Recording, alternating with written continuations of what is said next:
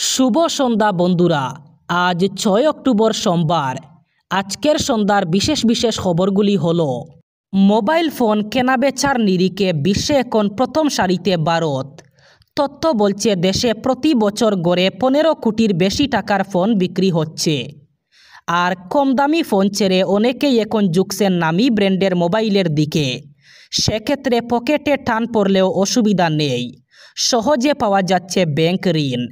মাসিক কিস্তিতে টাকা দিয়ে দামি ফোন ব্যবহার করছেন এমন ক্রেতার সংখ্যা কম নয়। ব্যাংক এবং ঋণদানকারী সংস্থাগুলিও ক্রেতাদের আকর্ষণ করতে নানা অফার নিয়ে হাজির। কিন্তু এর অন্য দিকও রয়েছে। ফোন কেনার পর ব্যাংকের ঋণ না মেটানোর অভিযোগ কম নয়।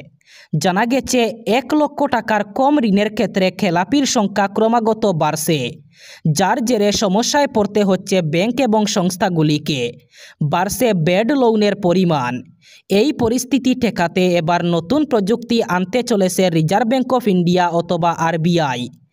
এক্ষেত্রে কিস্তির টাকা সময়মতো পরিশোধ না করলে দূরনিয়ন্ত্রিত ব্যবস্থার মাধ্যমে ঋণ নিয়ে কেনা ফোন লক করে দেওয়া হবে। সম্প্রতি আরবিআইয়ের গভর্নর সঞ্জয় মালহোত্রা জানিয়েছেন, মোবাইল ফোন লক করার বিষয়টি নিয়ে শীর্ষ ব্যাংক ইতিমধ্যেই আলোচনা শুরু করেছে। এই ব্যবস্থার ভালো এবং খারাপ দুই দিকই খতিয়ে দেখা হচ্ছে। ফোন ব্যবহারকারীর তথ্যের গোপনীয়তার বিষয়টিও বজায় থাকে, তার দিকেও বিশেষ নজর রাখা হবে। আরবিআইয়ের মনিটারি পলিসি কমিটির এক সদস্য জানিয়েছেন, এই পদ্ধতি চালুর ক্ষেত্রে বেশ কিছু সুবিধা এবং অসুবিধা আছে। ফোন ব্যবহারকারী এবং ব্যাংকের স্বার্থ বজায় রেখেই যদি নতুন ব্যবস্থা চালু করা যায়, তা নিয়ে পর্যালোচনা চলছে। মাসখানেক আগেই হিংসায় উত্তপ্ত হয়ে উঠেছিল নেপাল। সেই রেশ কাটতে না কাটতেই আরও এক বিপর্যয়ের মুখে ভারতের প্রতিবেশী এই দেশ। এবার প্রাকৃতিক দুর্যোগে বিপর্যস্ত নেপাল। 36 ঘন্টা ধরে ভারী বৃষ্টির জেরে বন্যার আশঙ্কা দেখা দিয়েছে নেপালে। বহু এলাকা জলের তলায়। জায়গায় জায়গায় ধস আর হরপাবান নেমে আসায় পরিস্থিতি সংকটজনক হয়ে উঠেছে। শুক্রবার থেকে এখনও পর্যন্ত অন্তত পক্ষে 47 জনের মৃত্যু হয়েছে প্রাকৃতিক বিপর্যয়ে। তবে মৃতের সংখ্যা আরও বাড়তে পারে বলে আশঙ্কা করা হচ্ছে। হরপাবান আর ধসে অনেকে নিখোঁজ হয়ে গেছেন বলে প্রশাসন সূত্রে জানা যায়। প্রশাসন সূত্রে খবর, সবচেয়ে ক্ষতিগ্রস্ত পূর্ব নেপালের ইলাম। কোশি প্রদেশের পুলিশ আধিকারিক দীপক পোখরেল জানিয়েছেন, সূর্যোদয় পুরসভায় 5 জন, মানসেবুং পুরসভায় 3 জন, ইলামে 6 জন, দেউমেইয়ে 3 জন এবং ফাকফুকাতমে 1 জনের মৃত্যু হয়েছে। দক্ষিণ নেপালে বাজ পড়ে মৃত্যু হয়েছে 3 জনের। উদয়পুর জেলায় হরপাবানে আরও 1 জনের মৃত্যু হয়েছে বলে জানা যায়। এছাড়া বিভিন্ন এলাকা থেকে মৃত্যুর খবর আসছে। নেপালের জাতীয় বিপর্যয় মোকাবিলা দপ্তরের মুখপাত্র শান্তি মহত জানিয়েছেন, হরপাবানে 11 জন নিখোঁজ। তাদের খুঁজে তল্লাশি চালানো হচ্ছে, কিন্তু দুর্যোগপূর্ণ আবহাওয়ার কারণে উদ্ধার কাজে সময় লাগছে। স্বস্তির কোনো খবর নেই। উত্তরবঙ্গে প্রবল বৃষ্টি, গদের উপর বিস্ফোরা। ভুটান পাহাড়ে প্রবল বৃষ্টির জেরে নিচের দিকে নেমে আসা জল ভয়ঙ্কর রূপ ধারণ করেছে তুরসা রায়ডাক শঙ্কুশের মতো নদী। বিপর্যস্ত উত্তরবঙ্গ। ভয়ঙ্কর পরিস্থিতি তৈরি হয়েছে উত্তরবঙ্গের বিভিন্ন জায়গায়। টানা বৃষ্টিতে জায়গায় জায়গায় নেমেছে ভূমিধস। এখনই মৃত্যু মিছিল। সর্বস্ব খুইয়েছেন মানুষ। কিন্তু এখনই রেহাই নেই প্রকৃতির তাণ্ডব থেকে। আবহাওয়া দপ্তর জানাচ্ছে, উত্তরবঙ্গে বৃষ্টিপাত বাড়তেই থাকবে। আগেই 5 তারিখ পর্যন্ত উত্তরবঙ্গের জেলাগুলিতে ভারী থেকে অতি ভারী বৃষ্টিপাতের সম্ভাবনার কথা বলা হয়েছিল। সেই আশঙ্কাই সত্যি হয়। আবহাওয়া দপ্তরের আশঙ্কা, আরও ভূমিধস নামতে পারে।